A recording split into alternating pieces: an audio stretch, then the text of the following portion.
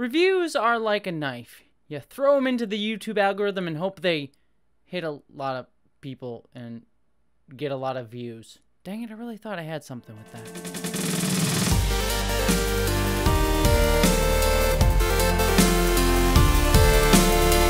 Yes, hello there, interwebs. It is time to review the third... I'm going to put this away before I stab myself.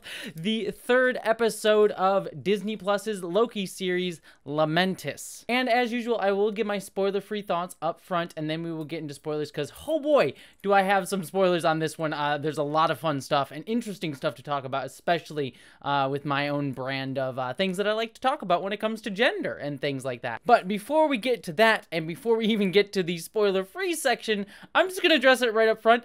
I bought this outfit as part of a Loki cosplay that I'm building. It clearly does not fit me. I am not trying to show off the girls this much in this video, but this cosplay doesn't fit, but I still wanted to wear it for the video, so you're getting a little bit of something extra for this, but I'm not trying to do this intentionally, but enjoy yourselves is all I'll say. Anywho, now that I've drawn attention to it, but I just had to address it because this thing clearly does not fit me. I need one more size. Let's get into the spoiler-free section. Spoiler-free, this episode was a lot of fun. Obviously, again, this is spoiler for the end of last episode, not this episode, but clearly we met this new female-presenting version of Loki, who, minor spoilers, but just to ease the conversation that we're going to have in the spoiler-filled section, her name is Sylvie. So, I really enjoyed Sylvie in this episode. It was nice to see her distinction from the Loki that we know, Tom Hiddleston's Loki, the variant Loki in the show, because they clearly have separated at some point really early in their timeline, and as a result developed into two very distinct people, and I really just enjoyed their interplay, how they both felt like the same character, and yet felt like they were following two distinct paths, and it didn't come down just to gender, which was kind of what I was worried about with the episode. Is going to be like, oh look, it's the girl Loki, but honestly, really, gender doesn't play really a significant role at all in their depictions all that much. It really comes down to differences in personality, and while why that differences are occurring do come down to a spoiler, I do really like how they are presented even before we learn the reasons for it, or at least some of the reasons for it, and that is just a lot of fun. And both Tom Hiddleston, and I apologize, I don't know the actress's name, but she does a fantastic job sort of channeling that Loki energy, but sort of a more angrier, more raw version of Loki, but again, still feeling in the vein of the character, and their interplay is just really the highlight of this episode. The other thing too, without spoiling too much, the setting for this episode is just visually distinct and vibrant. It builds off the apocalypse stuff that we saw last episode, but in a much more interesting and unique way that is just really cool to see. But the real part of this episode was, again, like I said, the interplay between these two actors, but them just getting to know each other. It's gonna become as no surprise that this is the get to know each other kind of episode, you know, the like come to trust each other sort of episode. It kind of neatly still fits into that buddy cop vibe that was built out last episode between Mobius and Loki, but here we get it between Sylvie and Loki, and it's a completely different dynamic between the two of them, but still plays off of that buddy cop feel. And I like that this show is still in that same sort of like Loki but different Loki kind of way, able to change up the dynamic but still keep the core of what they were building in terms of the kind of genre that they were playing with. So really smartly done sort of worked there as well. And I also, the last bit that I liked about this, without again delving into too much spoilers, I'm really loving the philosophical conversations. I'm really loving the character moments. This show in particular, and the storylines that they're telling, this sort of like time, different time version things, time travel, multiverse stuff could get really heady and really sort of out there, but it's always grounded by really smart character drama, and we've seen that repeatedly here, and this episode is probably the strongest of the three of just really smart character moments in the midst of some crazy stuff going on, and I think that was just a lot of fun and felt true to the characters, and so just a lot of really great moments throughout this episode. So overall, this might be my favorite episode of the show so far, just on the depth of the portrayals here and the character work here. It's by no means the craziest plot-wise, though there is some plot pushing forward here, but in terms of just the actual like character work, it's far and away the best, and I just really loved it. But with that said, it is time, if you don't want spoilers, to get out of here, or else I'll love dagger you. You know what I'm trying to say. Get out of here if you don't want spoilers. All right, now that we are in spoilers, some big stuff to talk about here. I want to just sort of bring up the first thing that I know, especially with my brand of channel, that probably most of you want to hear me talk about, and that is how Sylvie is presented. Now, there's still no word. I talked about this in the last episode, or last episode review. There's still no word yet on like how this Loki variant came to be, you know, female presenting. You know, was she born this way? Was she something that she chose? Is she just putting on the mask of being a female, or is she actually like a woman?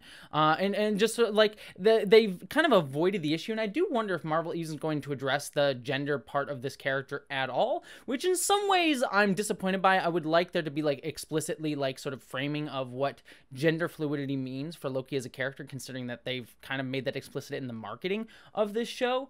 But there's also an element of me that they could so easily bungle that there's an element, it's like, well, maybe not. I would prefer they address it and do it right, but this is kind of this next best choice behind that. It's like, I'd rather them just not address it and get it wrong, but I would prefer that they actually try and get it right. That being said, though, what I did really love about this portrayal is that the gender difference between Loki and Sylvie never really came up as like a problem for anyone involved. Like Tom Hiddleston's Loki never draws attention that she's presenting as a girl. He never like has a hesitation with it. It's not really a problem in terms of, you know, how he sees her as a version of himself.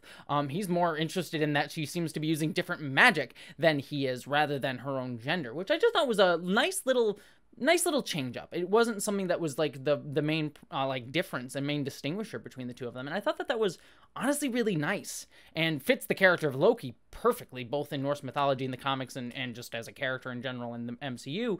But I just really appreciated that wasn't just the thing that was really drawn attention to, so nice work there. The other thing too is the fact that Sylvie constantly like just shows disgust at the name Loki and has chosen the name Sylvie clearly reads to me like a sort of trans allegory that they're trying to place onto this character. Like, clearly for her, Loki is a dead name and Sylvie is her name, and so I think that's very clearly drawing upon trans experiences to present this character, and I don't really have a problem with it. Again, I'm curious to see why, and if they will address why that's come up and why she's made that change. It very could in the next 3 episodes, or it could be something that they completely just ignore. But I really am kind of I just liked that. I liked that presentation, and I liked that after she said that her name was Sylvie, Loki never dead named her. Again, it's like nice, subtle respect here for just gender and gender presentations and how gender fluidity works, even though they aren't, you know, stating it outright. And again, they still could screw it up, but these small pieces of this presentation, I think, are really, really well done. And I honestly have to give them praise, the writers of the show praise, for doing that.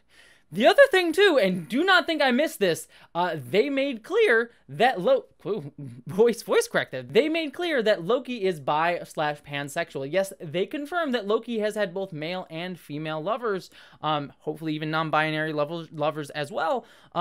That is amazing. Like, I would have rathered it be in the movie, like in one of the movies than one of the TV shows, but honestly, just making Loki a really prominent Marvel character, explicitly bisexual, pansexual, I'm here for that. I am here for that. Just awesome. Awesome. Again, I wish they had stated that in the movies, the ones that got sent out for mass consumption by like countries around the world, but you know, regardless, still an awesome thing. Awesome. Just so cool. But now that I've talked about all the gay stuff, let's get into the actual episode proper and like what the actual episode was about, rather than sort of the representation stuff that means a lot to me, and I'm sure a lot of you. I spoke about this in my non-spoiler discussion, but I loved the dynamic between the two of them, that Loki is very much the trickster. He very much wants to sort of like try to influence and manipulate people, and we see him trying to do that with the old lady and failing, whereas Sylvie is very much more brute force and sort of like has her enchanting magic, which is, she described later on, is like a very like brute force, like take someone by the you know, brain and trying to control them.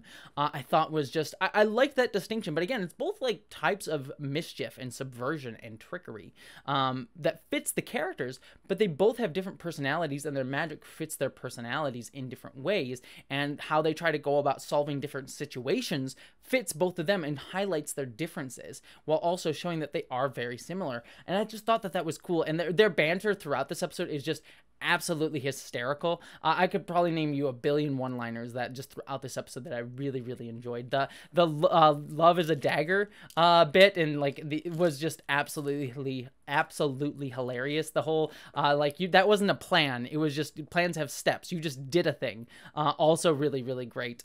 Just really wonderful stuff throughout all of that. Speaking of which, I loved the Lamentis setting. I spoke about this in the non-spoiler section, but just like this moon coming down and destroying everything and no one gets away. Very, very cool. And I like the sort of background sort of stuff of like capitalism gone amok that we sort of see here. It's not in the forefront, but you very much, like, people are yelling like, oh, they're letting the rich people get away. You see, like, when they get into town, like, the poor people are not going to get off on the Ark, and the rich people get to go on the Ark. And we have this very much like Hunger Gamesian Snowpiercer kind of train that they get on at some point. It's, again, very much in the background of the episode, but it's still there. And I thought that that was just sort of a cool, just sort of like world building setting for all of this that's just there for set dressing, if anything else, rather than being front and center. So nice job on that. Like, world building for something that isn't really the focus of the episode was just really cool. My favorite scene, though, has to be the scene on the train where they sit down and they're talking to each other and they sort of discuss the differences in their lives, and Loki reflects on his mother, in seeing that she's dead now, or at least he's aware that she has died in at least Thor the Dark World, and how, like, he has different memories of her than Sylvie does, and just the connection through that, but then both kind of rejecting that, and then them finding a little ways to trust each other when, like, Loki's singing the Asgardian song, and then finding connection through that moment. I think that that's all, like, really, really sweet, and this recurring theme of, like, love, and neither of them really believing that love exists, especially this version of Loki, who hasn't gone through the whole experience of, like, getting to come to terms with accepting Thor as his brother, and finding that family with him. I think just was really nice. Like, the magic stuff with him showing the fireworks, it was just all really nice, and I just thought it was profound. And, you know, kudos to Marvel for just letting that scene linger. It was a really long scene. It lasted, I think, like, you know, at least 5 to 6 minutes, if not longer. So kudos to them for just really letting us sit with a scene like that, and letting it play out just between two really strong actors. I also love during these scenes that we get a little bit like of hints towards Sylvie's backstory, which, again, I hope that we get sort of fleshed out at some point later on. But, like, the fact that she's very temperamental, she's quick to get very angry and scream when things don't go her way. She says that she can't sleep around untrustworthy people. She has to keep an eye on the doors around her. Very much speaks to some form of trauma that clearly went on in her past, that she was, you know, hurt by someone.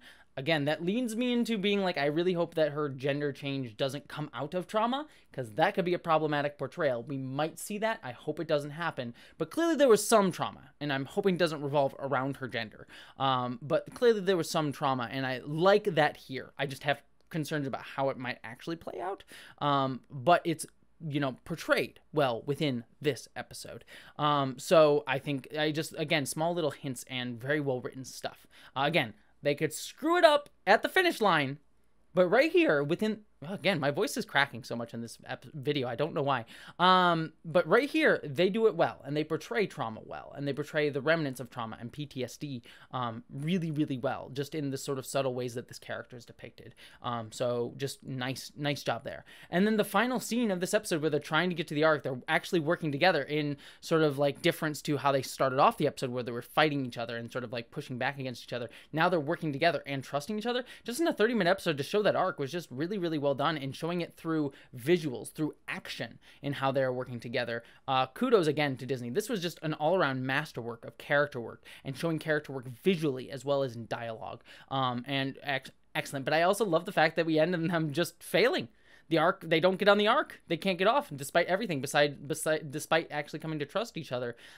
They still fail. And so I'm very excited to see where we'll be going next week. So yeah, with all that said, I loved this episode for so many reasons. Not just the gender stuff, not just the sexuality stuff, but just in terms of really well written characters, really well written visuals, some cool creative stuff, some great acting throughout all of this. There are some things that haven't been addressed yet that I am concerned may still be presented in a bad way, but everything within this episode itself was very positive. and just very detailed and immaculately done, in my opinion. So overall, taking just this episode as it is without thinking about the rest of it, great. Fantastic. Favorite episode of the show, and probably one of my favorite episodes of the MCU TV shows that they've done on Disney Plus so far. So yeah, that's all my thoughts. I'd love to hear all of your thoughts down in the comments below. What did you think of this episode of Loki? Let me know. I also have a Patreon they can help support me at and help support the girls going on here. But beyond all of that, thank you so much for watching. I hope that you, as always, live long and stay sexy.